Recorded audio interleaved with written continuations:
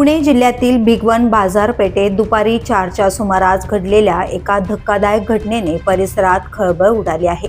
भिगवण येथील गर्दीच्या बाजारपेठेत दोन्ही आरोपींनी एका 21 वर्ष तरुणीच्या डोळ्यात लाल तिखट फेकत तिचे अपहरण केल्याचा प्रकार उघडकीस आलाय। या प्रकरणी भिगवा पोलीस ठाणे येथे जहीर हारून शेख आणि आयन हारून शेख या दोघांविरोधात गुन्हा दाखल करण्यात आलाय। विशेष म्हणजे हे दोन्ही आरोपी सख्खे भाऊ असल्याची माहिती समोर आली आहे। पीडित तरुणी तिच्या आई आणि भावासोबत बाजारात खरेदीसाठी आली होती। त्यावेळी आरोपींनी त्यांची गाडी अडवली। तरुणीची आई आणि भावाच्या डोळ्यात लाल तिखट फेकून त्यांना जखमी करण्यात आले। तरुणीच्या आईला मारहाण करत आरोपींनी तरुणीला जबरदस्तीने गाडीत बसवून घटनास्थळावरून पसार झाल्याचे सांगितले जात आहे।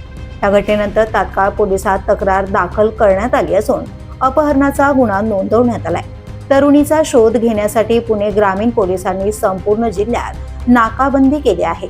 विविध पथके तपासासाठी रवाना करण्यात आली असून आरोपींचा शोध सुरू आहे।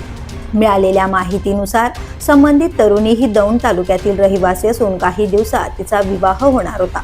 17 फेब्रुवारी रोजी खरेदीसाठी आलेल्या या कुटुंबावर अचानक हल्ला करण्यात आला आणि हा प्रकार घडला।